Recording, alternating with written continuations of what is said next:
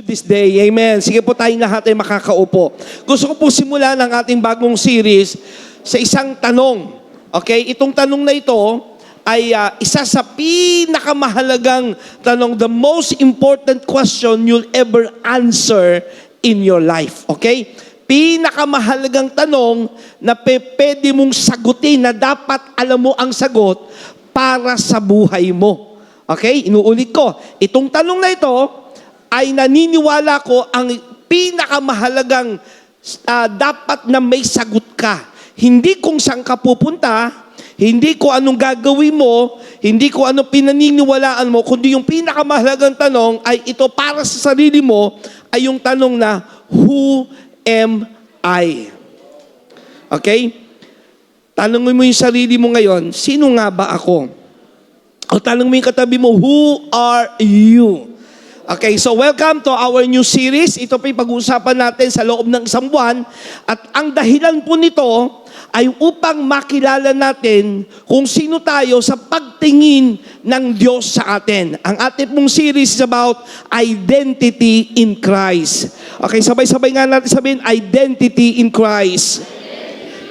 Kapag tumitingin ka sa salamin, okay, lahat tayo, every morning, maaaring napapatingin ka ng salamin, lalo yung mga kababaihan, no, parang ugali nyo na pagising ng umaga, ay tumitingin kayo sa salamin.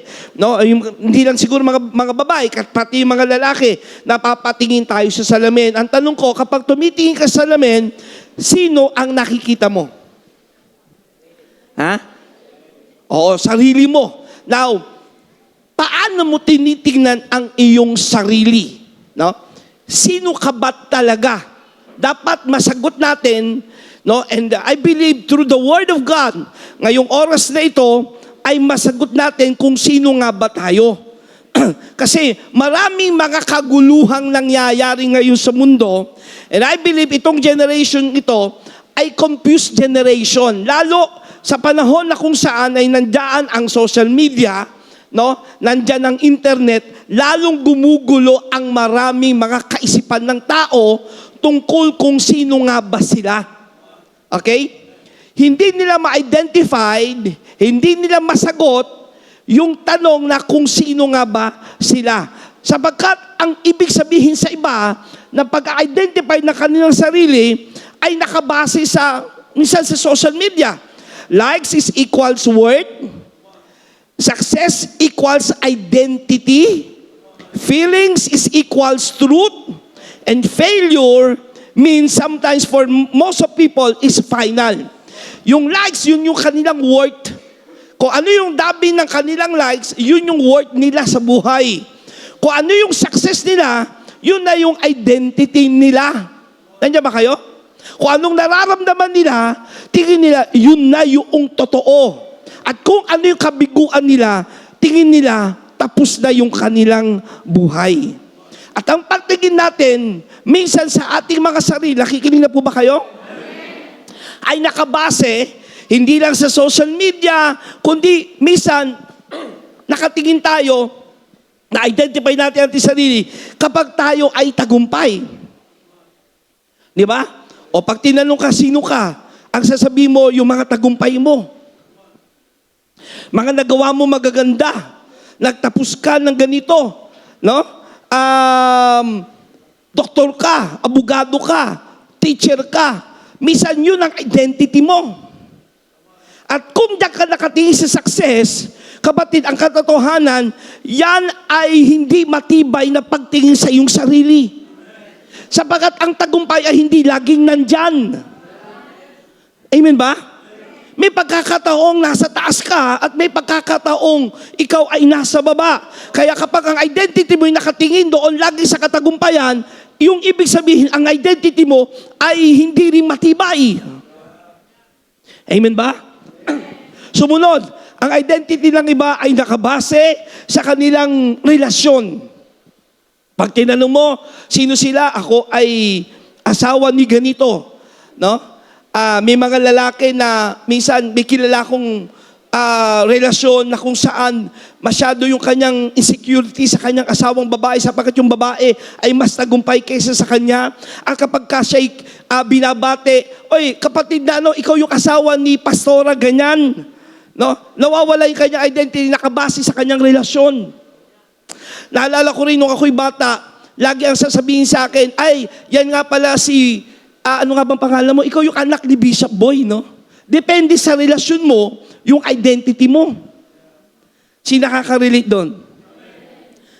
Yung iba naman ang identity nila ay depende siyempre sa dami ng pera na meron sila. No, yan yung kanilang pinagmamalaki. Okay? Yan yung basihan ng kanilang identity. Kaya mataas ang kanilang pagtingin sa kanilang sarili ay depende sa dami ng laman ng pera sa kanilang bangko. At siguro sa atin na nandito, meron din ang pagtingin sa kanilang identity ay depende sa kanilang kalagayan sa simbahan. Okay? Ano yung kanilang posisyon sa church? Pag sinabi mong sino ka, ay dancer ako ng church. Pag tinanong mong sino ka, isa akong pastor. Pag sinabing sino ka o tinanong kung sino ka, ako isang manggagawa ng simbahan. Pero katotohanan mga kapatid, hindi po ang relasyon, hindi ang tagumpay, hindi ang pera, maging ang ating koneksyon sa simbahan ang magsasabi ng kung ang sino, kung ano ang ating identity. Okay? Inuunahan ko na po. Hindi yung mga bagay na yan ang magsasabi sa atin ng ating identity. Okay? Ito sabi ni Pedro sa 1 Peter chapter 2 verse 10, letter A, unang bahagi doon, once you had no identity as a people. Sinabi pa ng Bible, nung tayo hindi pa na kay Kristo, nung hindi pa tayo mananampalataya, dati tayo'y mga taong walang identity. So yan talaga tayo. Hinahanap natin ang ating katayuan. Hinahanap natin ang ating pagkakilanlan. May kausap po ba ako rito? Hinahanap natin yung ating pagiging tao. Kung sino nga ba tayo, no? Sapagkat sinabi pala ng Bible, once you had no identity as a people. Pero hindi doon natapos yung talatang yan. Okay? Sinabi po ng Bible, sa 1 Peter chapter 2, verse 9 to verse 10, pwede bang sabay-sabay natin basahin? 1, 2, 3, go!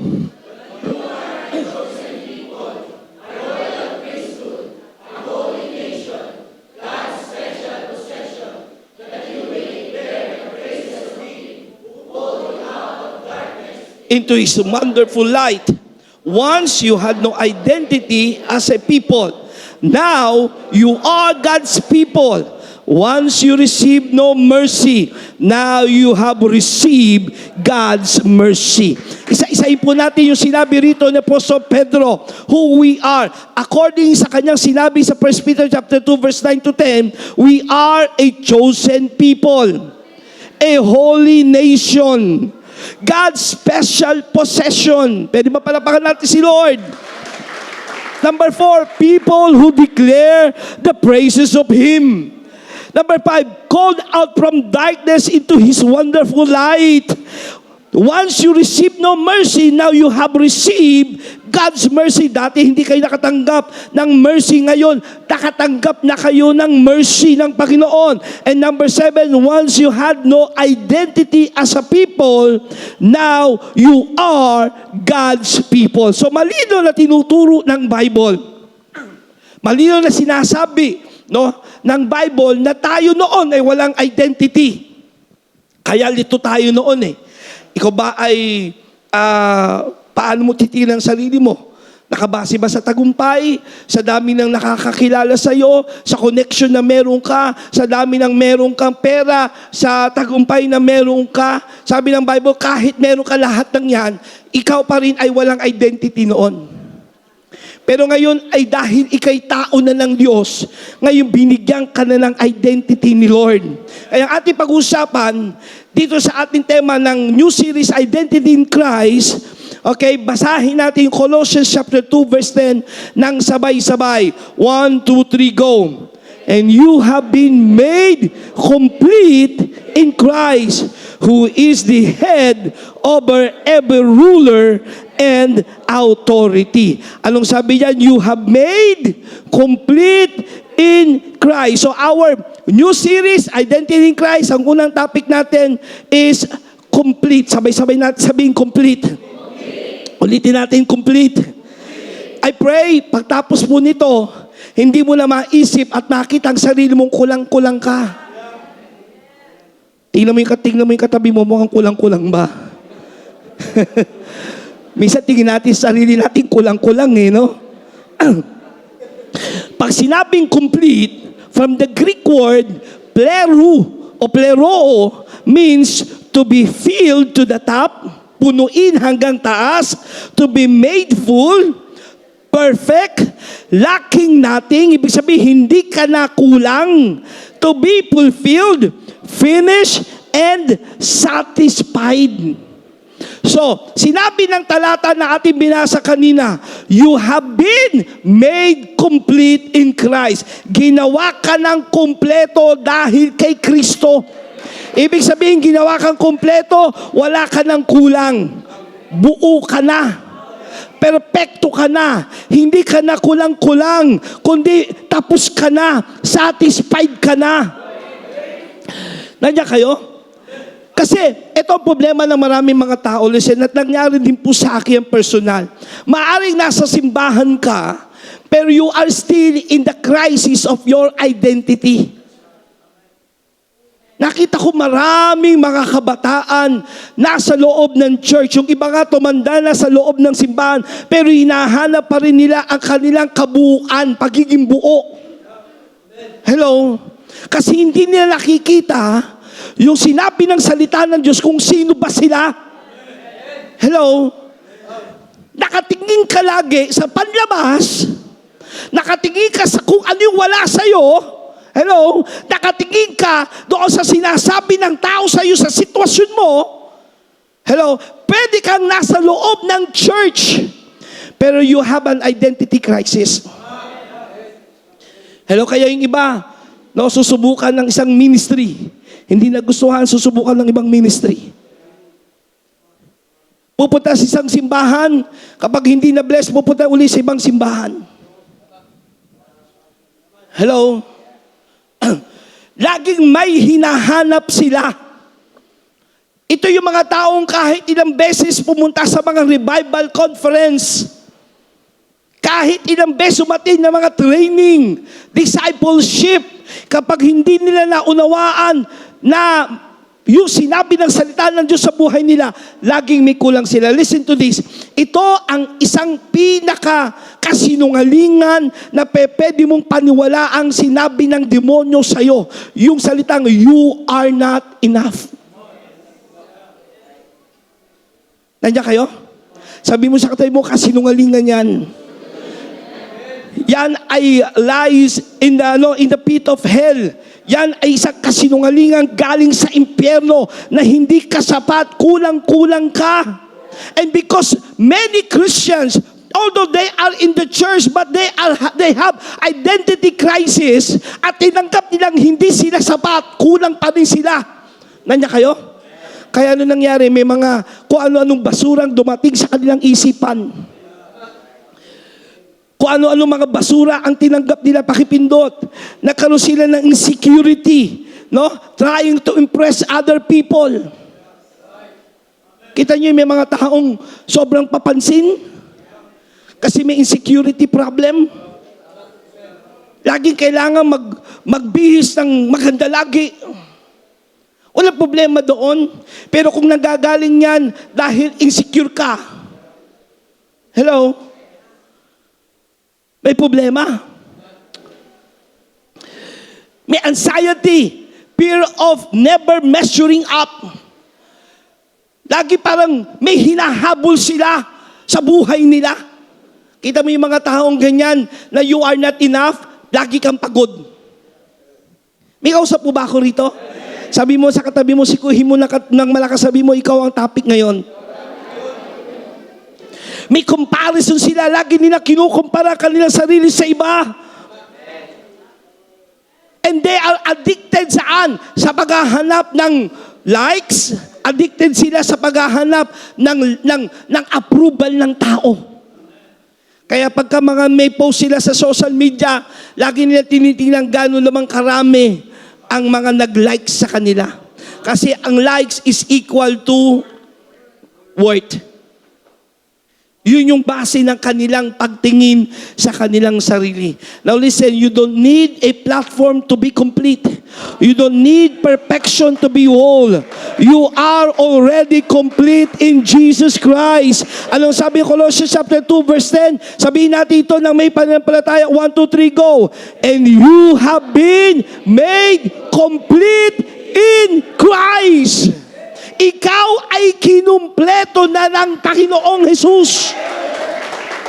Sikuyin mo ng malakas ang iyong katabi, hindi mo ba alam? Kumpleto ka na. Hindi sa kukumpletuhin ka pa lang. There's something inside of you that is already complete. Hello? Now, why many Christians can see their completeness in Christ? Bakit nga ba?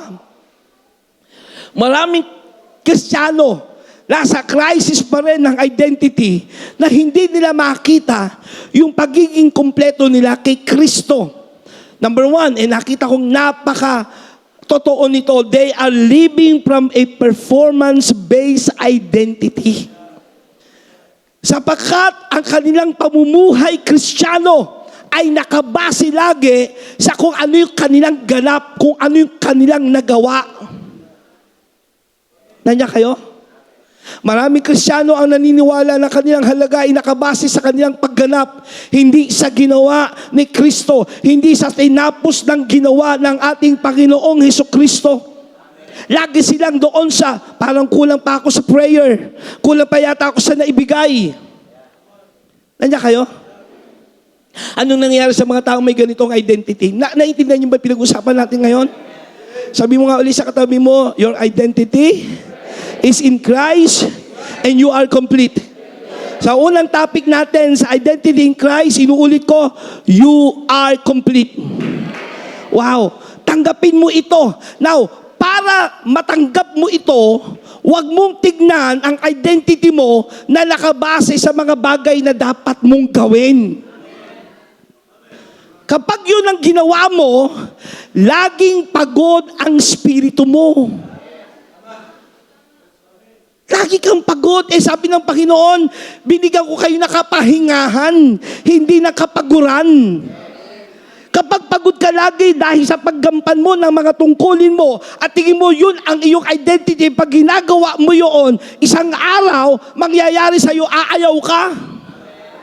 May kausap mo ba ako rito?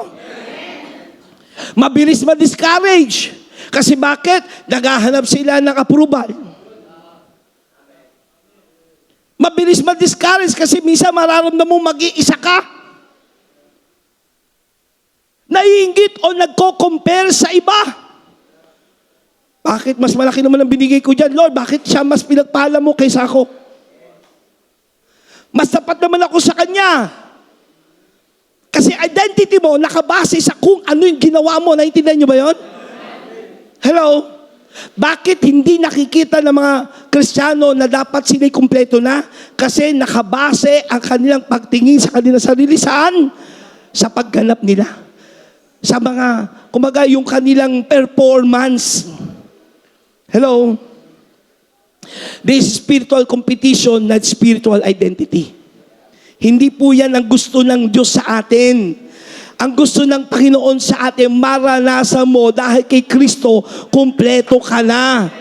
Yang mga salitang yan, yang mga ganyang paggawa sa buhay Kristiyano ay relihiyon, hindi relasyon sa Diyos.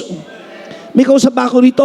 Sapagkat ang sinasabi ng biyaya ng Diyos sa atin, God's graces, hindi mo kailangang mag-perform para tanggapin ka. Tinanggap ka na. Dahil kahit makasalanan ka pa noon, tinanggap ka na. Nandiyan kayo? Ito hindi kayang intindihin kapag ang isip mo nasa reliyon. Nandiyan kayo? Hindi mo kayang intindihin to kapag ang isip mo nakabase pa rin sa performance sa reliyon. Hindi mo kailangan maging karapat-dapat. Si Jesus ang nagbigay ng karapatan mo. Yan ang sinasabi ng grace. Kahit anong gawin mong pagsusumikap, hindi mo maaabot ang biyaya ng Diyos. Kaya anong ginawa ng biyaya ng Diyos? Ibinaba niya si Jesus. Jesus came, at nang dumating siya, grace and truth came. Hindi mo kailangang, yung maging karapat-dapat. Kundi si Jesus ang naging karapatan mo. Hindi mo kailangang umakyat, parang lagi kailangan pataas ka lagi ng pataas. Bumaba na siya para isama ka pataas. Sabi mo nga sa katabi mo, tinaas ka na ng Panginoon. So, kaya hindi nakikita yung pagiging kumpleto nila sa Diyos sapagkat anong dahilan? Laging nakabase sa performance. Baka kulang pa ako sa prayer, baka kulang pa ako sa fasting, baka kulang pa ako sa pagbibigay, baka kulang pa ako sa training. No, ang dami mong tinitingnan kulang-kulang ka. Ano sinabi ng Bible? You have made complete in Christ Jesus.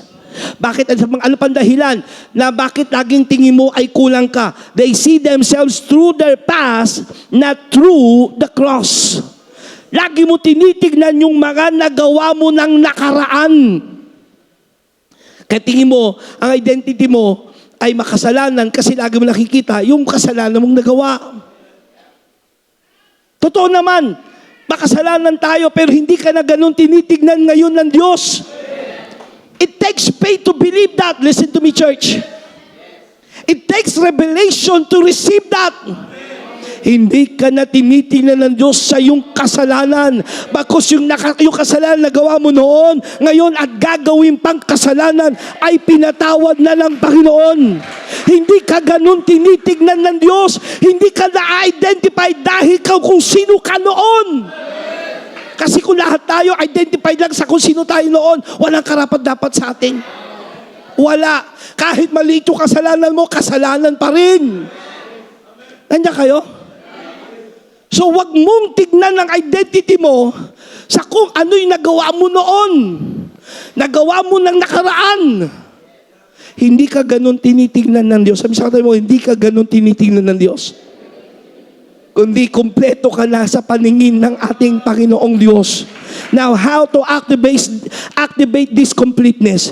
Paano natin i-activate? Sino dito gustong i-activate yung completeness na ginawa ng Diyos sa kanyang buhay? Taas ang kamay. Ito napakahalaga. Exchanging your identity to Christ's identity. Kailangan mo exchange. Listen to me, tingnan natin sa akin. Marami na tayong ginawa para sa Diyos. Ginawa mo nang iniwan ang pagsugal, pag-inom para kay Lord. Totoo, di ba? Sa kahabagan ng Diyos, nagawa mong iwanan yung dati mong magulong buhay. Amen? Nagawa mo nang yung every Sunday na supposed to be, nanonood ka ng sine, o nasa family reunion ka, o ano yung gusto mong gawin ng linggo, pinagpalit mo na yun, at ngayon nasa gawain ka ng Diyos buong araw ng linggo. Pero isang bagay na napakahalagang kailangan mong gawin, ipagpalit mo yung dating ikaw, kung sino ka, sa kung sino si Kristo at kung ano yung ginawa na ni Kristo para sa'yo. You have to exchange your identity. Naintindihan niyo yun? Finding your true self and worth through faith in Jesus Christ. Kailangan makita mo yung totoong sarili sa pananampalataya kung sino si Jesus na nasa sayo. Again, it takes revelation and faith to understand this. Kaya nga sabi ko, gawin natin itong series kasi kailangan mabakbakan ito sa atin eh. Kailangan maitanim sa ating isipan. Kasi kung paano mo tinitingnan ng iyong sarili, ganun ka kumikilos. Hello? Kung ano yung pagtingin mo sa iyong sarili, ganun lang yung aksyon. At kung anong yung aksyon, nagiging ugali mo yon. At kung anong ugali mo, nagiging buhay mo. Nandiyan kayo? Hello?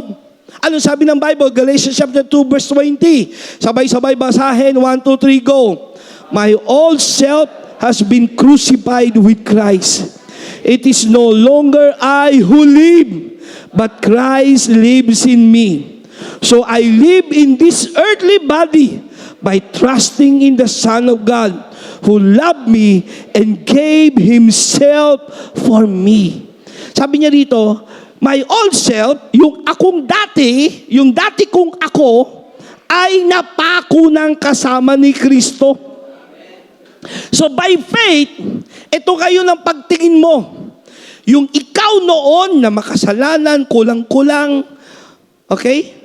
Yung dating ikaw na suwail, mahalay, ano pa, sinungaling, lasingkero, babaero, mandaraya. Nandiyan kayo? Napako ng kasama ni Kristo. Amen? It is no longer I. Sabi mo nga sa iyong sarili, it is no longer I who live. Kasi napako na yung ikaw dati, ngayon yung buhay na meron ka, hindi na yung ikaw noon. Kasi naipako na eh. Kung nabubuhay ka pa rin kung sino ka noon, ibig sabihin, hindi pa ito na ipapako. Eh sinabi ng Bible, kung ikaw ay nakipag-isa kay Kristo, as sa magitan ng bautismo sa tubig, ikaw ay nailibing kasama ni Kristo at nung iniahon ka, ay nabuhay ka ng kasama ni Kristo.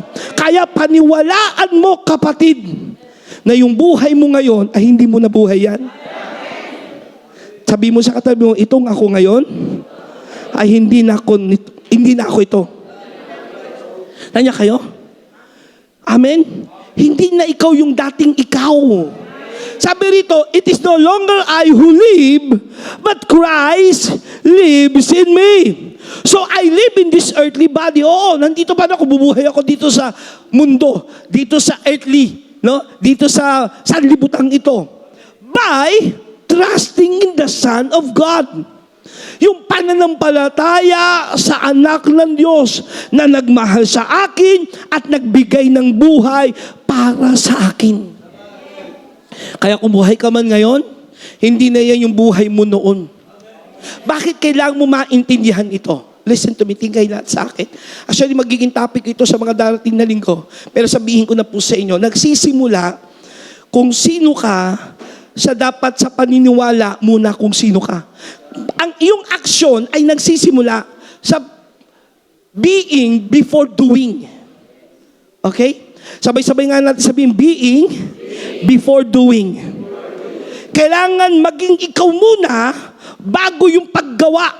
Kasi minsan ang problema natin baliktad. Gawin mo muna bago maging ikaw yon.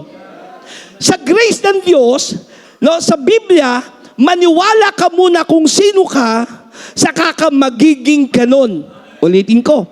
Maniwala ka muna, pinagpala ka, darating tayo talaga pagpapalain ka. Maniwala ka nang ikaw ay namumuhay sa kabanalan, papunta ka talaga doon sa kabanalan, yun na ikaw. Nanya kayo? Nagsisimula ang buhay mo sa pananampalataya kung sino ka na, kung ano nang ginawa sa iyo ng ating Panginoong Hesukristo. Hindi kung ano yung identity mo noon. Our old identity was ano? Sinner by nature. Ephesians chapter 2 verse 1 to 3. Condemned and guilty. Orphan without God. Bound by fear, shame, and law. Yan tayo noon, and our old identity was based on performance, reputation, appearance, achievements, trauma, and wounds. Yan yung identity natin nakabase sa, ito nasaktan ako noon. Nakatatak na sa'yo yun. Ako yung taong ginahasa nung bata. Walang pag-asa. Nandiyan kayo? Kaya ang buhay mo ngayon, lagi nasa trauma. Hello? Kung ano yung nakaraan ninyo, buhay ng pamilya mo, mahirap kami noon, ito ako ngayon mahirap. Appearance, may kakulangan sa iyong physical na katawan. No? Maliit ka, pandak ka. Kulang yung ano mo, yung kilay mo. Kulang sa guwit. Kaya yung iba napaka-insecure. Hello? Ano sabi ulit sa Colossians? Ano sabi ulit ng Bible? Colossians chapter 2 verse 10. And you have been made complete in Christ. Paniwalaan mo. Sikuyin mo yung katabi mo, sabi mo, paniwalaan mo. Manampalataya ka. Ginawa ka ng kumpleto ng Diyos. Hindi sa kukumpletuhin ka pa lang. Hindi nasa proyekto ka pa lang ng Diyos na patapos ka pa lang na parang isang building. Kinumpleto ka na ng Diyos. Kay Kristo, kumpleto ka na. Hello? Bakit kailangang paniwalaan yun? Dahil pinaniniwala mong kay Kristo kumpleto ka na. Ang bawat paghakbang mo, bawat pagsasalita mo, bawat paggawa mo, paglilingkod mo kay Lord, gumagawa ka na ng kumpleto. Hindi nakabase sa, Lord, galit ka ba sa akin? Nandiyan kayo? Ano pa kailangan kong gawin? Nandiyan kayo? Lagi kayo nakabase doon sa, nakabase tayo lagi sa relihiyon. Amen. Ginagawa natin yun, of course, kailangan. Hindi nakabase para malugod ang Diyos. Hindi natin ginagawa yun para tayo i-bless ng Panginoon. Hindi natin ginagawa ang paglilingkod para matuwa ang Diyos sa atin. Hello, naintindihan niyo yun? Hindi tayo nagwo-worship kay Lord para mahalin tayo ng Diyos. Hindi tayo nagbibigay para i-bless tayo ng Panginoon. Kundi lahat ng yung ginagawa natin kasi bakit? Kumpleto na tayo. So, baliktarin mo yung isip mo. Nandiyan kayo? Sikuyin mo yung katabi mo, sabi yung baliktarin mo yung isip mo. Hindi sa kulang-kulang ka pa, kundi kumpleto ka na. Things Jesus completed for you.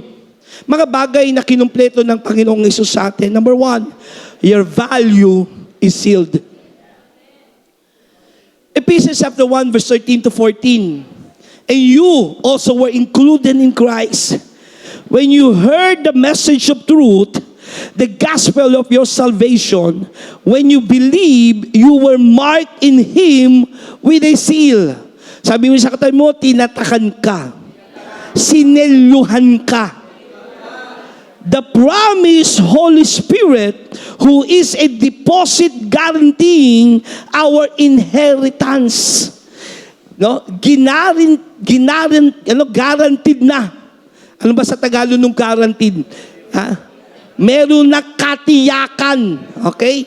Kasiguraduhan na ikaw ay may inheritance. Until the redemptions of those who are God's possession to the praise of His glory. Anong ibig sabihin nito? The Holy Spirit is the seal that confirms your identity and worth. Once sealed, you are secured.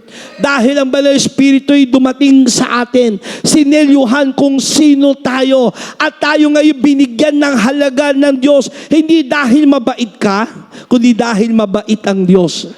Hindi dahil karapat-dapat ka, kundi yung kanyang anak na si Kristo Jesus ay namatay, karapat-dapat siya, at ngayon nasa sayo siya. Hello? Hindi dahil karapat-dapat kang mahalin, kundi dahil ang Diyos ay pag-ibig, kaya kanya minamahal. Naintindihan niyo ba yon? Sinelyuhan ka na ngayon. Your value is sealed. Gaano ka kahalaga sa Diyos? Namatay nga siya para sa iyo eh. Sabi mo ka sa katabi mo, alam ba gaano ka kahalaga? Alam mo ba kung gaano ka kamahal ng Diyos?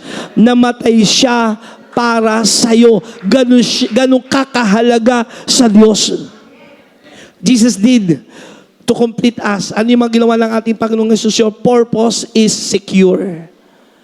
Ephesians chapter 2 verse 10, for we are His workmanship, created in Christ Jesus for good works, which God prepared beforehand, that we should walk in them. You were made with a divine assignment. Hindi ka aksidente, kapatid. Sabi mga sa atin mo, hindi ka aksidente. May purpose ka kay Lord. At yung layunin mo, secured yon kay Lord. Hindi nagbabago ang tawag at panukala ng Diyos sa'yo. Listen to me, anuman ang iyong nagawang kasalanan o anumang pagkukulang mo sa Diyos, hindi nagbabago ang tawag sa iyo ng Panginoon. Your assignment, your purpose is secured. It is complete. Hindi nagdadalawang isip ng tawag ang Diyos sa buhay mo. Hindi siya nagkumakamot. Ano ba ito? Napakulit nitong anak ko to. Baguhin ko na nga purpose ko rito. Hindi siya ganon. For I know the plans I have for you. Plans not to harm you, but to prosper you and give you hope and a good future. Complete na yung plano sa'yo ng Diyos. Hindi sa paplanuhin pa lang niya. Sabi mo sa katabi mo, kumpleto na yon. Secured na yung plano ng Diyos sa'yo. And number 3, things this is completed for you. Your victory is settled. Sabi mo sa katabi mo, your victory is settled. 1 Corinthians 15 verse 57, but thanks be to God who gives us the victory through our Lord Jesus Christ. 2 Corinthians chapter 2 verse 14, but thanks be to God who in Christ always leads us in triumphal procession. Isinama na tayo sa parada ng pagtatagumpay. Salamat sa ating Panginoong Diyos na nagbigay sa atin ng katagumpayan sa pamamagitan ng ating Panginoong Hesukristo. You don't fight for victory, you fight from victory. Sabi mo sa katabi mo, you don't fight for victory, you fight from victory. Hindi ka lumalaban para magtagumpay. Tagumpay ka na, kaya may labanan kasi may mga taong gusto kang pabagsakin pero tagumpay ka na. Ano mang gawin ng mundo sa'yo, tagumpay ka na. Parang di nyo naiintindihan nyo bakit nakatingin kayong pa rin sa iyong sarili. Nakatingin ka pa rin sa salamin ng mundo. Nandiyan kayo? Kaya hindi mo ito matanggap kasi ang nakatatak na sa isip at puso natin, religion. Ang religion, lagi nakabase sa performance. Pero ang grace ng Diyos, hindi nakabase kung anong gagawin mo. Nakabase ito sa ginawa na ng ating Panginoong Hesukristo. Kaya nung siya'y naipako sa krus, isa sa kanyang sinigaw, it is finished. Tapos na, kumpleto na. Hindi sa kukumpletuhin ka pa lang. Kumpleto ka na. Huwag kang manggaling doon sa kukumpletuhin pa lang ko ni Lord. Hindi, kumpleto ka na. Hello? Hindi doon sa pagpapalain ako lang pa lang ni Lord. Hindi, pinagpala ka na. Naintindihan nyo ba yun? At pag doon ka nang gagaling, na-activate mo yung kapangyarihan ng Diyos sa iyong buhay. Colossians chapter 2 verse 10, ano sabi diyan? Ulitin mo, sabi mo sa katabi mo, and you have been made complete in Christ. Kaya deklara natin ito, taas natin ang ating kamay. 1, 2, 3, go. I am not waiting to become whole. Buong buo ako dahil kay Kristo. Tingin kayo lahat sa akin, lalo mga kabataan. Hanap kayo ng bubuo sa buhay nyo. Sinong kukumpleto sa buhay nyo? Ang Diyos kinumpleto ka na. Kung meron mang ibibigay sa yung partner, alam na ng Diyos yun kung sino yung para sa'yo. Hello? Hindi yung sino kaya magiging partner ko. Tingin ka ng tingin ng ganyan. Sipag ka, ngumiti sa akin to. Ito, yari na sa akin to. Hindi. Hindi ang tao ang kukumpleto sa'yo. Buong buo ka na dahil kay Kristo. Walang kulang sa akin. I am complete. Sabi sa katabi mo, walang kulang sa akin. Pastor, bakit ganun? Totoo, kulang-kulang pa rin kami. Wala nga kaming pera ngayon. Wala nga kaming pambayad. Kulang-kulang kami sa lahat ng bagay. No? Nakatingin ka dun eh. Anong una? Being before doing. Okay? Magsimula kang maniwala kung sino ka na sa Diyos. I-activate mo yon. At yun ang magmamanifest sa buhay mo. I don't need to prove, perform, or pretend. Sabi mo sa iyong sarili, I don't need to prove, perform, or pretend. Why? Christ is enough. And because He is in me, I am enough. Again, 1, 2, 3, go. Christ is enough. And because He is in me, I am enough. I live from fullness. I walk in authority. I carry His image. Kawangis ako ni Kristo. Ay, grabe. Sabi mo sa katabi mo, kawangis ako ni Kristo. Ngayon, sabi ng Bible, no? Sabi ni Pablo, kapag titingin tayo sa salamin, parang malabong salamin pa. Pero dumarating ang panahon, lumilinaw ito ng lumilinaw. Isang araw, hindi mo na makikita yung sariling kahinaan mo. Hindi mo na makikita yung dating ikaw, yung mga kasalanang nagawa mo, yung mga kabiguan, sugat, mga hinaing sa buhay. Hindi na yung makikita mo. Ang makikita mo sa buhay mo ay si Kristo na. Kailangan mag-move tayo doon sa identity na yon. Naintindihan nyo ba? Hello? Kailangan mag-move ka doon sa ganong pagtingin. Oo, parang malabong salamin kung titingnan sa ngayon. Pero palinaw ng palinaw. Makikita mo na hindi na yung sarili mo, makikita mo na ay ang wangis ng ating Panginoong Hesus. Kaya tayong lahat ay tumayo at sabay-sabay natin deklara ito. 1, 2, 3, go. I am complete in Christ. Again, with faith. 1, 2, 3, go. Our identity in Christ is complete. Hindi sa bubuing ka pa lang. Inuulit ko. Sabi ng Bible, kumpleto ka na. Doon ka manggaling, kapatid. Yun ang iyong paniwalaan. Amen? Yun ang iyong tingnan. Yun ang sinabi ng Diyos. And as we study this identity in Christ, kapatid, yung tulad na sinabi ng Bible, parang malabong salamin, paliwanagin pa ng Panginoon sa atin. Amen? Hindi nagsisimula ang ating pagiging Kristiyano sa mga bagay na gagawin mo. Nagsisimula ito sa mga bagay na tinapos na ni Kristo para sa iyo. Pag nagmamature ka sa pagiging Kristiyano, maintindihan mo ito. At yun, doon tayo dalhin ng Diyos. Hello? Dalhin tayo ng Diyos doon sa pagtingin sa tinapos na ng Panginoong Hesus. Hindi kung ano yung gagawin mo pa lang. Hindi ka naging kalugod-lugod dahil may ginawa ka. Kundi dahil dumating sa iyong kahabagan ng Diyos, pinili ka ng Panginoon, minahal ka niya kahit hindi ka kamahal-mahal. Amen? Hello? Your identity in Christ is complete. Amen? Ano ngayon ang mararamdaman mo? Alisin mo na yung anxiety. Alisin mo na yung takot. Alisin mo na yung laging na lang nandoon sa pagtingin sa nakaraan. Kumpleto ka na. Sabi muli sa iyong sarili, kumpleto na ako. Wow, kinumpleto ka na ng Panginoong Hesus. And as we worship the Lord, I pray in the name of Jesus Christ. Alisin ng Diyos sa iyo yung mga bagay na dahilan ba't hindi mo makita si Kristo sa buhay mo. Alisin ng Panginoon yung mga hadlang na hindi mo makita yung tinapos na ni Kristo para sa iyo. Amen.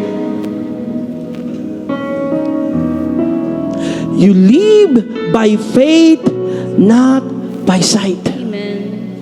Hindi ka nabubuhay sa mga bagay na nakikita. Yes. Kasi pag tumingin ka sa mga bagay na nakikita, talaga mamumblema ka. Liliit ng liliit ang tingin mo sa Panginoong Hesus. Ang lalaki problema, lalaki sitwasyon. Nabubuhay tayo sa pananampalataya. Sa pagtingin sa ginawa ng ating Panginoong Hesus para sa atin. Hallelujah. Hindi sa mamahalin ka pa lang, minahal ka na niya. Hindi sa pagpapalain ka pa lang, pinagpala ka na. Yes. Hello. Hindi sa palalakasin ka pa lang, Amen. pinalakas ka na. Amen. Hindi sa magtatagumpay ka pa lang, higit ka pa sa mananagumpay. Hindi ka puntot, ikaw ay ulo. Amen. Si Kristo'y nasa sayo. And I pray, and I declare, let the Christ shine in you. Amen. Magliwanag si Kristo sa'yo. Hallelujah. Magliwanag si Kristo sa'yo. Thank you, Lord. Magliwanag ang mukha ni Kristo sa'yo. Na pagtutingin ka ngayon sa iyong sarili, kung nabubuhay na ako ngayon, kung buhay pa ako ngayon, hindi para sa aking sarili. Hindi na ako nabubuhay kung sino ako noon. Nabubuhay ako dahil kay Kristo. Si Kristo ngayon ang aking buhay. Amen. Come on, let's worship the Lord right now. Hallelujah.